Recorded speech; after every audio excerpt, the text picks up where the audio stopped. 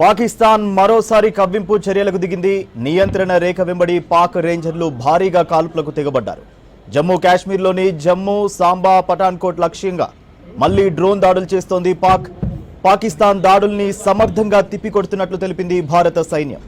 జమ్మూ నగరంలో సైరన్లు మోగడంతో బ్లాక్అవుట్ ప్రకటించారు. తనకు పేలుళ్ల శబ్దాలు వినిపించాయని ఎక్స్లో పోస్ట్ చేశారు సీఎం ఒమర్ అబ్దుల్లా. జమ్మూ పరిసర ప్రాంత ప్రజలు వీధుల్లోకి రావద్దని, ఇళ్లకే పరిమితం కావాలని సూచించారు. మరోవైపు పాకిస్తాన్ సరిహద్దు ప్రాంతాల్లో విద్యుత్ సరఫరా నిలిపేశారు.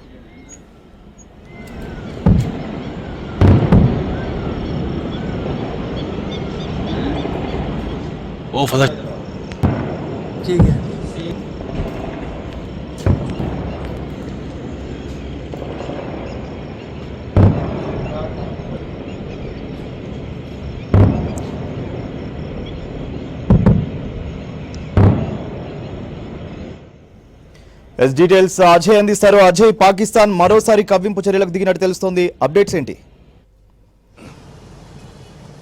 సూర్య, పాకిస్తాన్ మళ్ళొకసారి కవ్వింపు చర్యలకు పాల్పడుతుంది. ఇప్పటికే జమ్మూతో పాటు ఇటు సాంబా, పఠాన్కోట్ సంబంధించిన ఏరియాల్ని టార్గెట్గా చేసుకొని డ్రోన్లను పంపిస్తున్న సిచ్యువేషన్. సో దాన్ని కూడా సమర్థవంతంగా భారత్ సేన ఎదుర్కొంటున్న పరిస్థితి మనం చూస్తున్నాం. నిన్నటి నుండి కూడా కవ్వింపు చర్యలు కంటిన్యూ అవుతున్నాయి. సో పొద్దునంతా ఒకలాగా ఉంటే రాత్రి అయ్యేసరికి పాకిస్తాన్ మరొక ప్రదర్శన తెరపైకి తీసుకొని వస్తుంది. మొత్తము డ్రోన్లు, మిసైన్లు ఒక్కసారిగా భారత్ పైకి పంపించే ప్రయత్నం చేస్తుంది. సో ప్రస్తుతానికి ఇంకా జమ్మూ లేతో పాటు సరిహద్దు ప్రాంతాలకు సంబంధించి ముఖ్యంగా ఇటు పంజాబ్, గుజరాత్, రాజస్థాన్, దాంతోపాటు ఇటు అమృత్సర్, ఈ సరిహద్దు ప్రాంతాలు ఏవైతున్నాయో మొత్తం కూడా బ్లాక్అవుట్ ఇంకా కంటిన్యూ అవుతుంది. బ్లాక్అవుట్ కారణంగా చాలా వరకు సైరన్లు మోగుతున్న సిచ్యువేషన్ ఇంకా కంటిన్యూ అవుతున్న పరిస్థితి ప్రస్తుతము జమ్మూ కాశ్మీర్తో పాటు సరిహద్దు ప్రాంతాల్లో ఇంకా ఎస్టాబ్లిష్ అవుతున్న సిచ్యువేషన్. సో ప్రస్తుతానికి ప్రజలందరికీ కూడా అధికారులు ఒకటే విజ్ఞప్తి చేస్తున్నారు. ఆల్రెడీ నిన్నటి నుండి సిచ్యువేషన్ చూస్తున్నారు, కొంతవరకు క్రూషియల్గా మారుతుంది.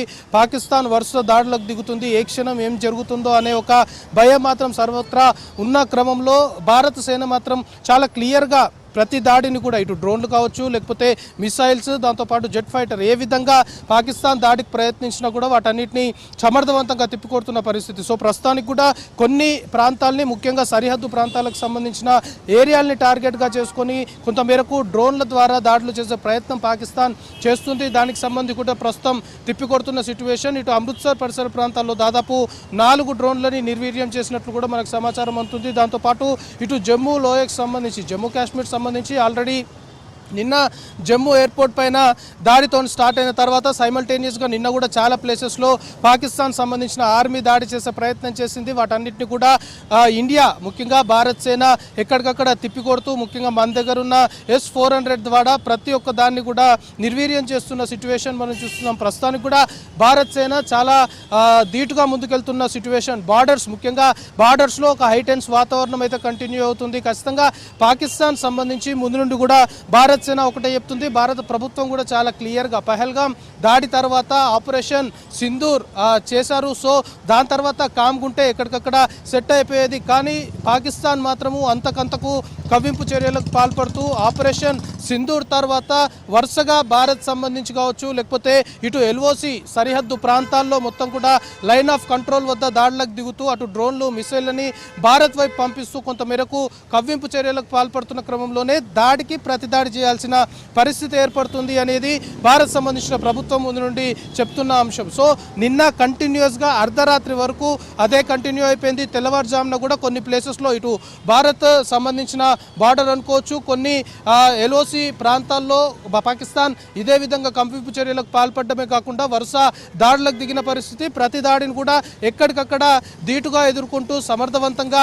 వాళ్ళ మిసైల్స్, వాళ్ళ డ్రోన్స్, వాళ్ళు ఏ విధమైన ప్రయత్నాలు చేసినా కూడా అన్నిటినీ నిర్వీర్యం చేస్తూ వచ్చిన పరిస్థితి. నిన్న కూడా చాలా క్లియర్గా ఇండియన్ గవర్నమెంట్ సంబంధించి ఎక్కడ కూడా పాకిస్తాన్ చేస్తున్న దాడుల్లో మనం ఎక్కడ ఆస్తి నష్టం కావచ్చు, ప్రాణ నష్టం కావచ్చు ఎక్కడా జరగలేదు, ప్రతిదాన్ని కూడా సమర్థవంతంగా ఎదిరిస్తున్నాము అని చెప్పి చాలా క్లియర్గా ఇండియన్ సంబంధించి మనకి ఒక బ్రీఫింగ్ చేసిన పరిస్థితి. సో దాని తర్వాత ఈరోజు కొద్దిసేపటి క్రితం నుండి కూడా మళ్ళీ ఒకసారి పాకిస్తాన్ కవ్వింపు చర్యలకు పాల్పడుతుంది. ముఖ్యంగా జమ్మూతో పాటు సాంబా, దాంతోపాటు పఠాన్కోట్ సంబంధించిన సెక్టార్లపైన ఎక్కువగా లక్ష్యంగా చేసుకొని పూర్తి స్థాయిలో కూడా కవ్వింపు చర్యలకు పాల్పడమే కాకుండా ప్రస్తుతం డ్రోన్లను పంపిస్తున్న పరిస్థితి. ఆ డ్రోన్లను కూడా ఎక్కడికక్కడ పాకిస్తాన్ వాళ్ళ ప్లేస్ నుండి డ్రోన్ వన్స్ టేక్ ఆఫ్ అయ్యి ఫ్లై అయిన తర్వాత వెంటనే ఇండియాకి సంబంధించి ముఖ్యంగా మన రక్షణ వ్యవస్థ, దాంతోపాటు డిఫెన్స్ సంబంధించి ఇన్ఫ్రాస్ట్రక్చర్ చాలా అద్భుతంగా ఉంది కాబట్టి డ్రోన్స్ని వెంటనే ఎక్కడికక్కడ స్మాష్ చేస్తున్న సిచ్యువేషన్ ప్రస్తుతం కూడా నెలకొంది. కానీ ప్రజలే చాలా వరకు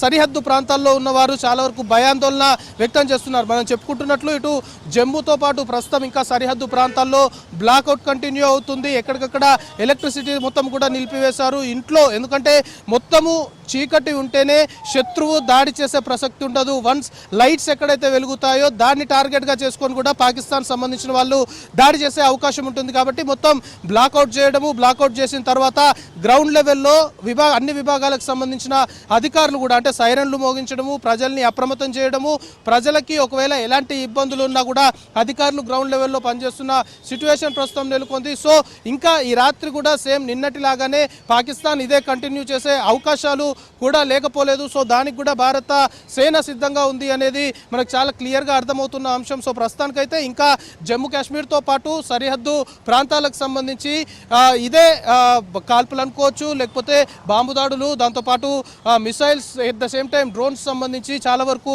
దాడులకి ప్రయత్నాలు చేస్తున్న సిచ్యువేషన్. దాంతోపాటు ఇటు జమ్మూ కాశ్మీర్ సంబంధించి సీఎం ఒమర్ అబ్దుల్లా కూడా తన ఎక్స్ అకౌంట్ ద్వారా పెద్ద పెద్ద శబ్దాలు, పెద్ద పెద్ద పేలుళ్ళ సౌండ్స్ వినిపిస్తున్నాయి అంటూ కూడా పోస్ట్ చేయడం ప్రస్తుతం చర్చనీయాంశంగా మారింది. దాంతోపాటు నిన్నటి నుండి కూడా పాకిస్తాన్ ఎప్పుడైతే కవ్వింపు చర్యలకు పాల్పడిందో దానికి ధీటుగా భారత సేన కూడా ఎక్కడికక్కడ జవాబిస్తూ దాడికి ప్రతిదాడిగా ముందుకెళ్తున్న సిచ్యువేషన్లోనే పాకిస్తాన్ ప్రధానితో పాటు పాకిస్తాన్ ఆర్మీ చీఫ్ కూడా ఒక సేఫ్ ప్లేస్కి తరలిపోయారు అనేది చాలా క్లియర్గా కొన్ని వార్తలు అందుతున్నాయి. అంటే పరిస్థితి ఏ విధంగా ఉంది అనేది మనము అర్థం చేసుకోవాలి. సో పాకిస్తాన్ ఎంత ప్రయత్నాలు చేస్తున్నప్పటికీ కూడా భారత సేన దాన్ని ధీటుగా తిప్పికొడుతుంది. కాబట్టి ఖచ్చితంగా పాకిస్తాన్ ఆర్మీ అంటే వాళ్ళ దేశంలోనే వాళ్ళకి కొంత ప్రెషర్ పెరిగిన కారణంగానే కవ్వింపు చర్యలకు పాల్పడుతున్నారు అనేది కొంత మేరకు వాదనలు తెరపైకి వస్తున్నాయి. కానీ ఇది ఎంత మాత్రం మంచిది కాదు అంటూ భారత్ ముందు నుండి చెప్తుంది. దాడికి ప్రతిదాడి అనేది జరిగిపోయింది. పహల్గామ్లో అమాయక టూరిస్టులని, భారత్ సంబంధించి అమాయక టూరిస్టులను చంపారు. దాని తర్వాత ఆపరేషన్ సింధూర్ చేసాము, అక్కడికి శాంతియుతంగా, దాని తర్వాత శాంతియుతమైన వాతావరణంలో ఉందాము అనుకుంటేనే పాకిస్తానే కవ్వింపు చర్యలకు పాల్పడము, కొన్ని గంటలు కామ్గా ఉండడం, దాని తర్వాత దాడులకు దిగడం. సో ఇదంతా పాకిస్తాన్ స్టార్ట్ చేసింది కాబట్టి మేము దాన్ని కంటిన్యూ చేయాల్సి వస్తుంది. ఎక్కడా మేము దాన్ని కంటిన్యూ చేసే ఉద్దేశం లేదు అని భారత ప్రభుత్వం చెప్తున్నప్పటికీ కూడా పాకిస్తాన్ సంబంధించి మాత్రం తీరు మారట్లేదు. పాకిస్తాన్ కొన్ని గంటలు కామ్గా ఉంటుంది. వన్స్ సాయంత్రం అయింది అంటే కొంచెం చీకటి పడిన తర్వాత ఎక్కడికక్కడ దాడులకు దిగే ప్రయత్నం చేస్తుంది. నిన్న కూడా సేమ్ 7:30, 8 o'clock ఆ టైంలో జమ్మూ ఎయిర్పోర్ట్ పైన స్టార్ట్ అయిన కాల్పులు, ఆ దాడులు దానికి సంబంధించి రాత్రంతా కూడా కంటిన్యూ అయ్యాయి. ఈ రోజు కూడా కొద్దిసేపటి క్రితమే ఇటు జమ్మూతో పాటు సరిహద్దు ప్రాంతాల్లో కూడా కొంత మేరకు డ్రోన్లని పాకిస్తాన్ నుండి ఇండియా వైపు వదిలిన పరిస్థితి. సో వాటన్నిటిని కూడా ప్రస్తుతం భారత సేన నిర్వీర్యం చేసింది. సో ఇంకా ఇది కంటిన్యూ అయ్యే అవకాశాలు ఉన్నాయి. కాబట్టి ముఖ్యంగా ప్రజలు ఇలాంటి పరిస్థితుల్లో సహకరించాలనే ఒక అపీల్ మాత్రం భారత ప్రభుత్వం చేస్తుంది. మొత్తం జమ్మూతో పాటు సరిహద్దు ప్రాంతాల్లో ఇంకా బ్లాక్అవుట్ అనేది కంటిన్యూ అవుతుంది. ఒక హైటెన్స్ వాతావరణం అనేది కూడా కంటిన్యూ అవుతున్న పరిస్థితి. ఏ క్షణం ఏం జరుగుతుందో అనే ఒక భయము ప్రజల్లో మాత్రం ఉంది. ఒక భయంకరమైన పరిస్థితులు అనుకోవచ్చు. భీకర పోరు జరుగుతున్న సిచ్యువేషన్లో ప్రజలు పూర్తి స్థాయిలో కూడా భయాందోళన చెందుతున్నప్పటికీ కూడా స్థానికంగా గ్రౌండ్ లెవెల్లో అధికారులు అంతా కూడా ప్రజలకు ధైర్యం చెప్తున్న సిచ్యువేషన్ కూడా చాలా ప్లేసెస్లో నెలకొంది. ఇక ఇటు త్రివిధ దళాధిపతులతోటి దాంతోపాటు నరేంద్ర మోదీ సమావేశమయ్యారు. ఆ సమావేశం కూడా ముగిసింది. గ్రౌండ్ లెవెల్లో ఏం జరుగుతుంది, ముఖ్యంగా జమ్మూతో పాటు సరిహద్దు జిల్లాలకు సంబంధించి కావచ్చు, సరిహద్దుల్లో ఉన్న పరిస్థితి ఏ విధంగా ఉంది, గ్రౌండ్లో ఇటు కాల్పులు కావచ్చు, లేకపోతే పాకిస్తాన్ సంబంధించి దాడులు చేస్తున్న క్రమంలో ఏ విధంగా వాటికి ధీటుగా ఎదుర్కొంటున్నారు అనే దానిపైన పూర్తి స్థాయిలో ఇటు త్రివిధ దళాలకు సంబంధించి కావచ్చు, ఎన్ఎస్ఏ అజిత్ దోవల్ కూడా పూర్తిగా గ్రౌండ్ లెవెల్లో జరుగుతున్న గ్రౌండ్ రియాలిటీని నరేంద్ర మోదీకి పూర్తిగా వివరించారు. సో ప్రస్తుతం ఇంకా పాకిస్తాన్ కవ్వింపు చర్యలు అయితే కంటిన్యూ అవుతున్నాయి. సరిహద్దు ప్రాంతాల్లో మాత్రం ఇంకా డ్రోన్ల ద్వారా కావచ్చు, మిసైళ్ల ద్వారా కావచ్చు దాడులు చేసే ప్రయత్నాలు చేస్తున్నారు. కాబట్టి దానికి ధీటుగానే సమర్థవంతంగా భారత్ సేన ప్రస్తుతం పాకిస్తాన్ దాడుల్ని ఎదుర్కొంటున్న సిచ్యువేషన్ అయితే ప్రస్తుతం సరిహద్దుల్లో నెలకొంది. సూర్య.